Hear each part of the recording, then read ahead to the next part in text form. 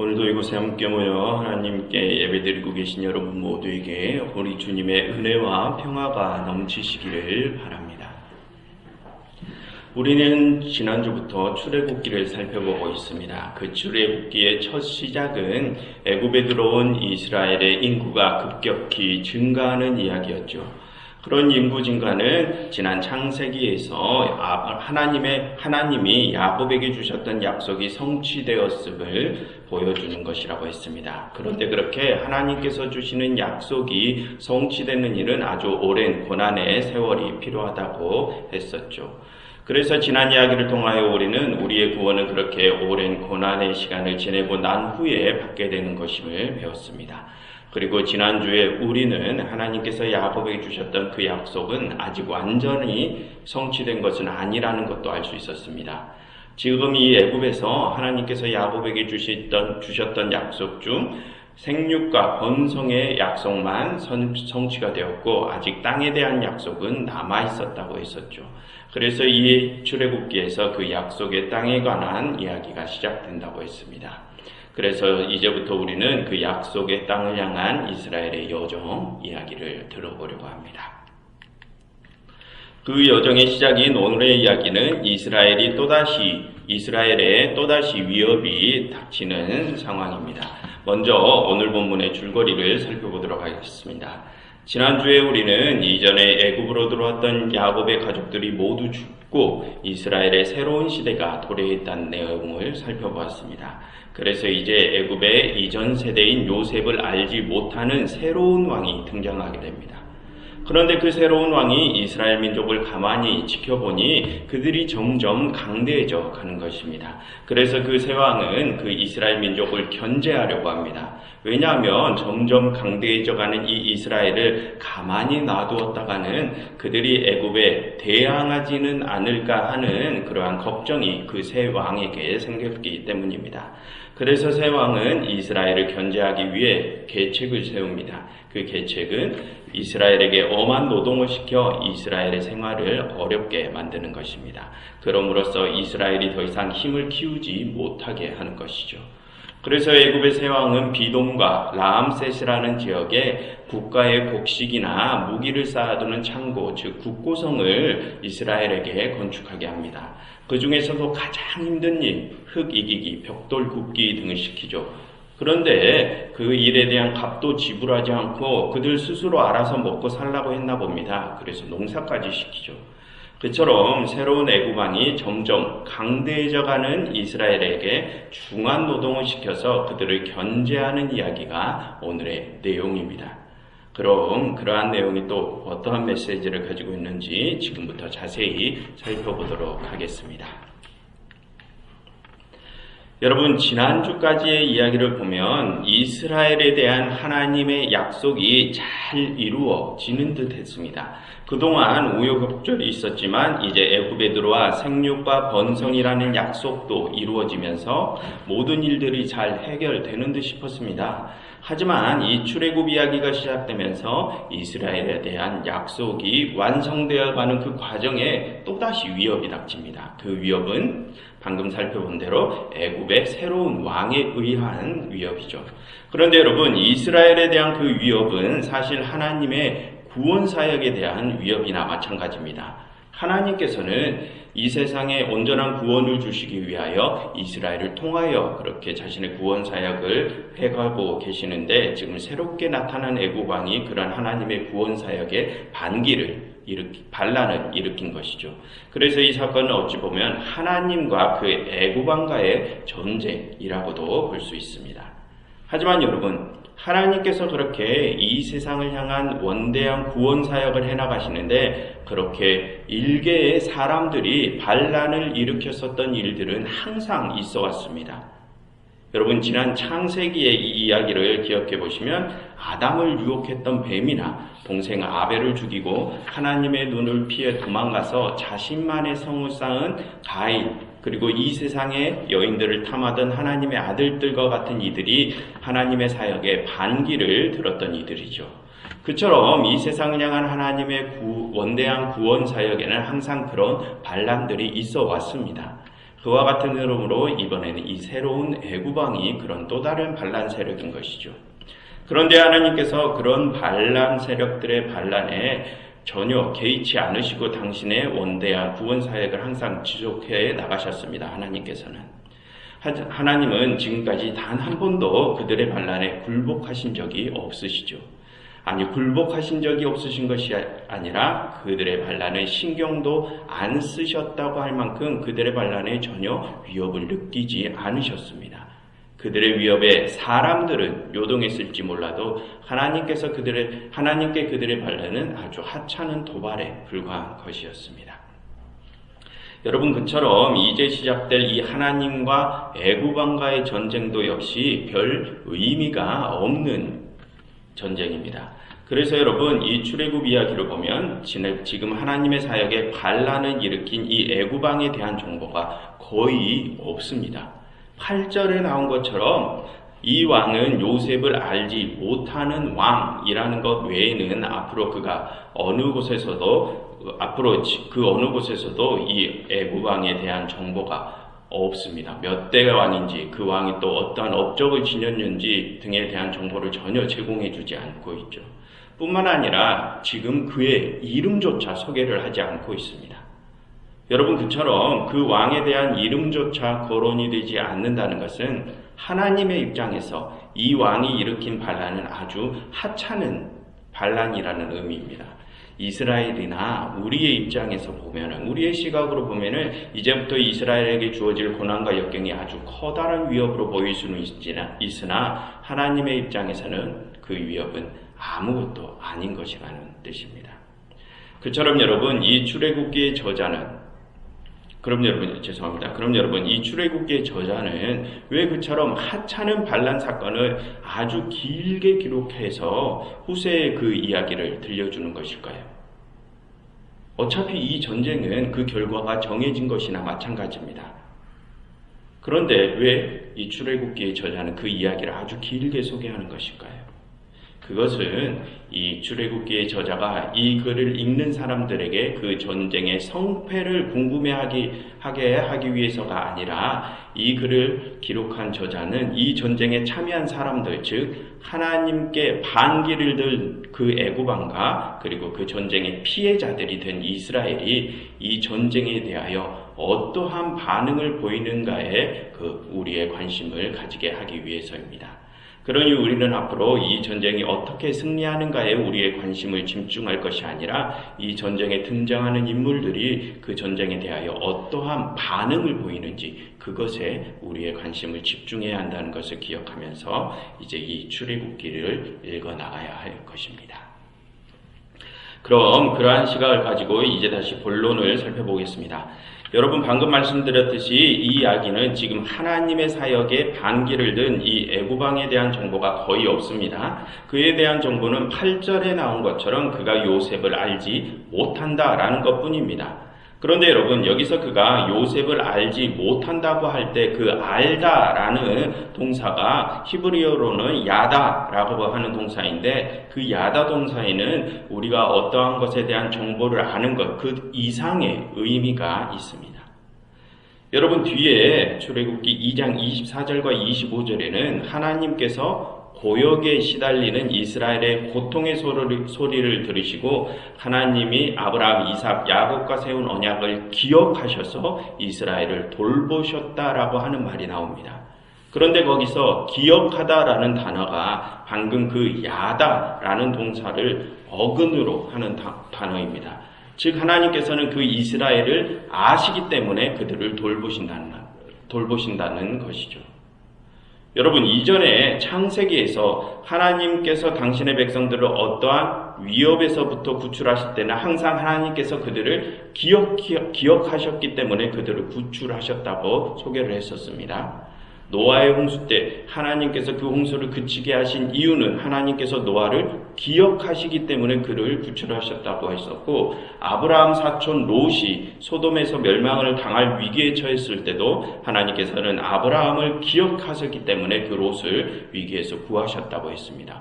그리고 이번에 출애굽기를 봐도 출애굽기 뒤에 3장 7절을 보시면 거기서도 하나님은 이스라엘의 부르짖음과 그들의 근심을 아시기에 그들을 구출하려고 모세를 부르신다고 하시죠. 그처럼 이 성경에서는 하나님께서 어떠한 사람을 아시는 것에 대한 중요성을 강조합니다. 어떠한 사람들이 하나님께 선택되고 구원되는 일은 하나님께서 그들을 아시기 때문에 그렇다고 하기 때문입니다. 그러니 이 성경에서 안다고 하는 표현은 어떠한 정보를 아는 것, 그 이상의 의미를 가지고 있습니다. 하나님께서 그들을 선택하시고 함께 하시고 구원으로 인도하시는 그 모든 것을 포함한 단어죠. 그런데 여러분, 새로운 애굽왕은 하나님께서 아시는 그 요셉을 알지 못한다고 합니다. 여러분, 이게 무슨 뜻일까요? 그것은 지금 이 애굽왕은 이스라엘과 함께 하시는 그 하나님을 알지 못한다는 뜻입니다. 여러분, 지난 창세기에서는 그랄의 아비멜렉과 애굽의 바로라는 이방의 왕들이 등장했었죠. 그때 그들은 이스라엘에게 호의적이었었습니다. 그럼 여러분, 그때 그들은 왜 그 이스라엘에게 호의적이었었습니까? 그들은 하나님께서 이스라엘과 함께 하심을 알았기 때문에 호의적이었죠. 즉 지난 창세기의 이방원들은 이스라엘과 함께 하시는 하나님을 알았다는 것입니다. 그런데 지금의 이 새로운 애굽왕은 요셉, 즉 이스라엘을 모른다고 합니다. 무슨 뜻입니까? 이 새로운 애굽왕은 그 이스라엘과 함께 하시는 하나님을 모른다는 것입니다. 그래서 그 다음 9절부터 11절을 보시면 하나님을 모르는 그 애굽왕이 이제 어떠한 시각을 가지고 이스라엘을 바라보게 되는지에 대해서 소개를 합니다.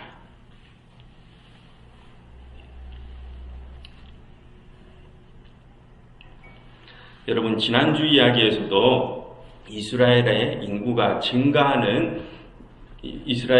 증가해서 이스라엘이 강대하게 되었다는 내용을 소개했었죠. 그럼 여러분, 지난주에 이스라엘의 그런 급격한 인구 증가는 무엇의 결과라고 보았습니까?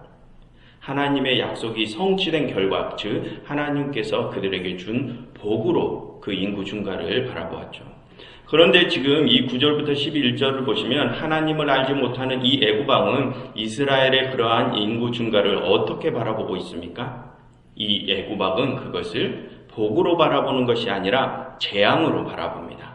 9절, 이스라엘이 우리보다 강대해졌다고 하죠. 그래서 10절, 그 이스라엘이 더 강해지면 애굽과 대적할까 하니 11절, 그들에게 무거운 짐을 주어 그들을 견제하고자 합니다.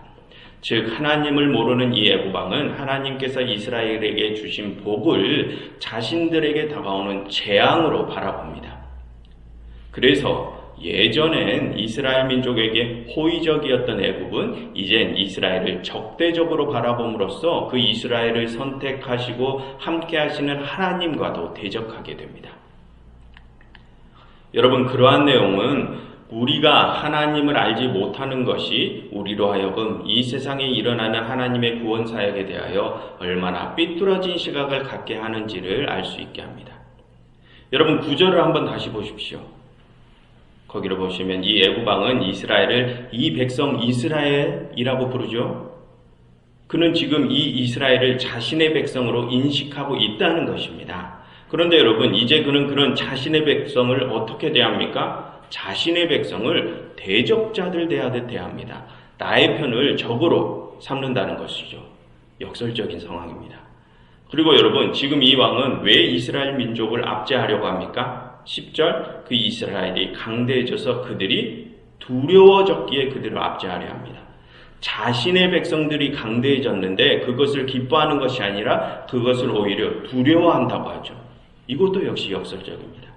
그리고 10절을 보시면 그는 우리가 지혜롭게 하자라고 하면서 이스라엘을 학대할 계책을 꾸미죠. 그런데 여러분, 12절을 한번 보시면 이스라엘은 그렇게 학대를 받을수록 어떻게 되었다고 합니까? 학대를 받을수록 더욱 번성해져 갔다고 합니다. 이 왕은 자신들의 지혜로 이스라엘을 압제하려고 했었는데 오히려 그들이 짜낸 그 지혜가 가해지면 가해질수록 그 반대의 상황이 벌어졌다는 것입니다. 압제가 이스라엘에게 더욱 유리한 상황을 만들어준 것이죠. 그리고 11절에서 이 왕은 이스라엘 사람들을 압제하기 위하여 비돔과 라암셋의 국고성을 쌓았다고 했습니다. 그런데 여러분, 이전에 창세기에서도 그런 애굽의 국고성이 등장하지 않았습니까? 그럼 여러분, 그 창세기에서 애굽의 국고성은 어떠한 역할을 했습니까? 기근의 때 사람들의 생명을 살리는 창고의 역할을 했습니다. 하지만 이제 이 애굽의 국고성은 사람들을 죽음으로 내모는 역할을 하게 되죠. 나라의 창고는 생명을 살리는 창고가 되어야 되는데 이제는 생명을 죽이는 창고로 변하게 되었다는 것입니다. 그리고 여러분, 또 지난 창세기의 이야기를 떠올려 보시면 아브라함과 이삭과 야곱 그리고 요셉은 우리가 다시 가나안으로 돌아가야 한다는 말을 하고 죽었었죠. 여러분, 그처럼 이스라엘이 이 애굽을 떠나 다시 가나안으로 돌아가는 것은 하나님의 구원 사역의 한 과정입니다. 그런데 지금 이 애굽 왕은 이스라엘이 애굽을 떠나는 것을 떠나지 못하게 합니다. 무슨 뜻입니까? 이 애굽 왕은 자신도 모르게 하나님의 구원 사역을 거스르고 있다는 것입니다. 그건 역시 참 역설적입니다. 여러분, 그처럼 애굽 왕이 보인 그런 많은 역설적인 모습들은 그가 자신도 인지하지 못하는 중에 하나님의 구원 사역의 반기를 들고 있다는 것을 보여줍니다.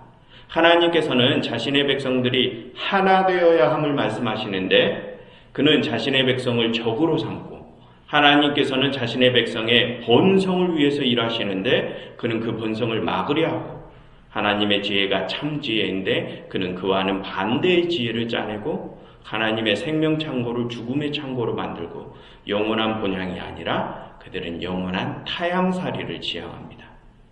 그처럼 하나님을 알지 못하는 이 애굽 왕은 하나님의 구원 사역에 대하여 모두 삐뚤어진 이해를 하고 있습니다. 여러분, 그러한 내용은 우리가 하나님을 알지 못하는 것이 하나님의 구원 사역에 대하여 우리가 얼마나 삐뚤어진 시각을 갖게 할 수 있는지를 우리로 생각할 수 있게 합니다.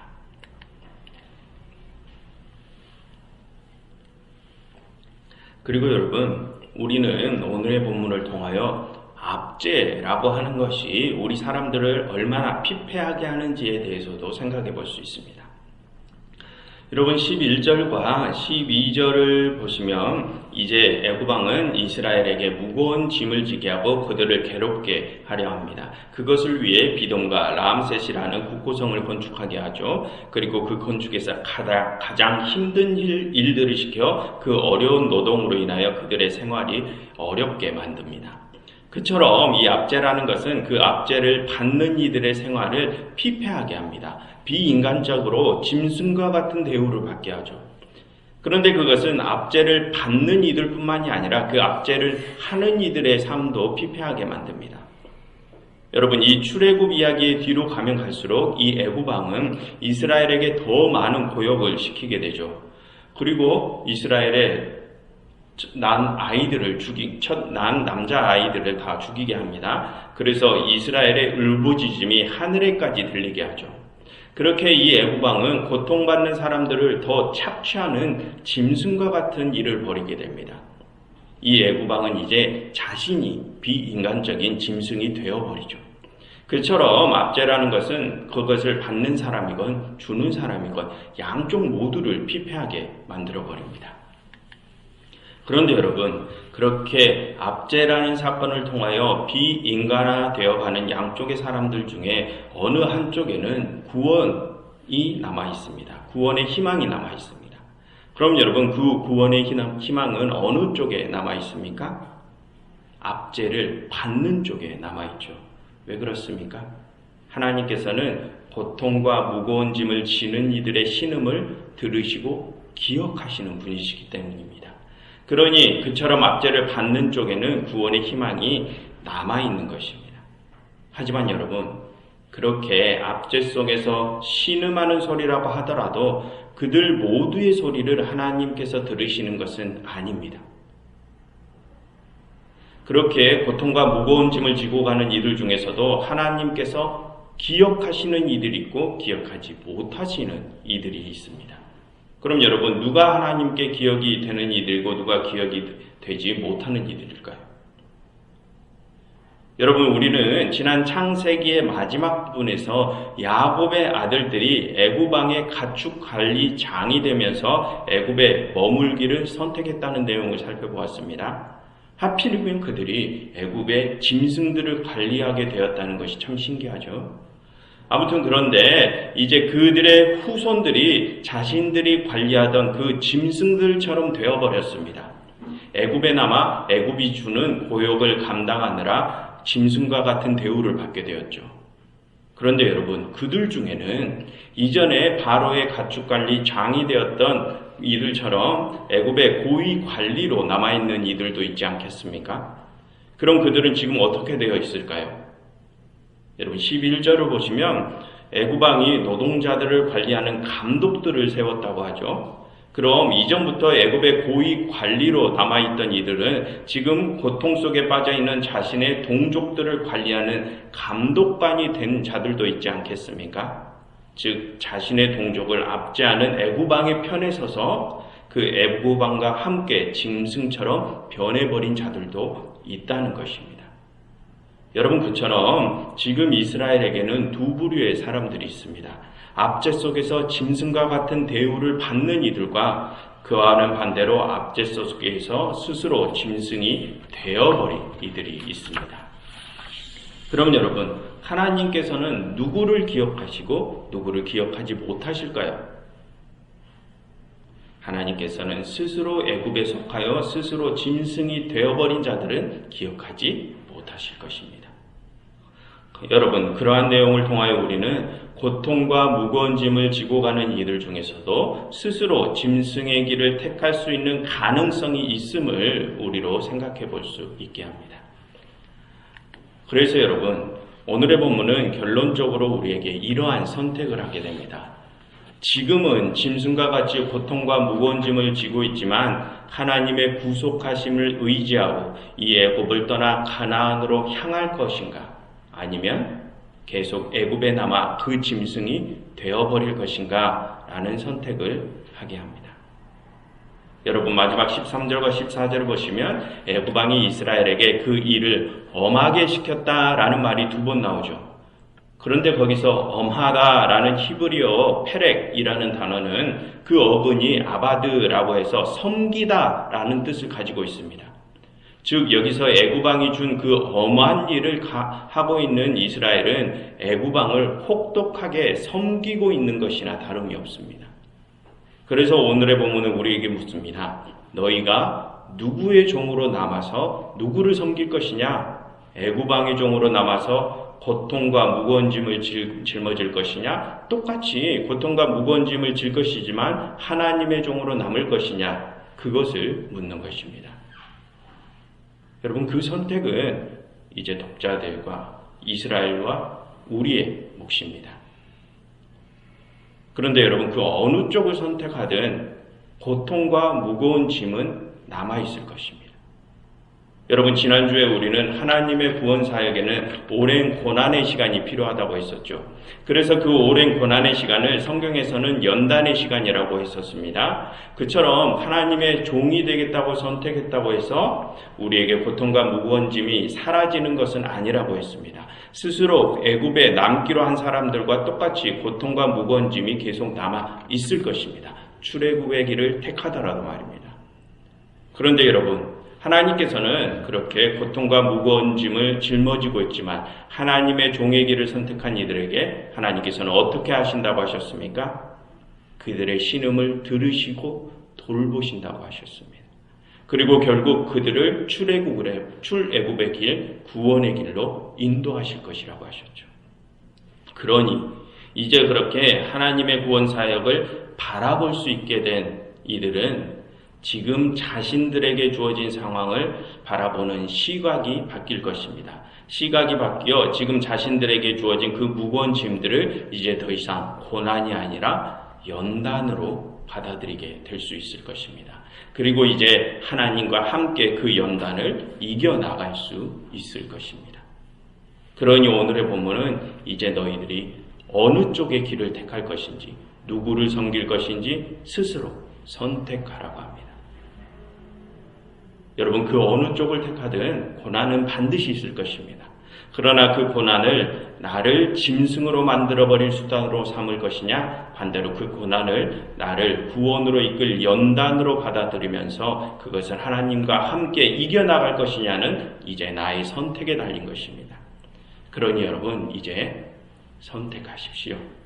하나님의 종이 되기 선택하신다면 하나님께서는 그 오랜 고난의 길에서 우리와 함께 하시며 우리를 구원으로 이끄실 것입니다.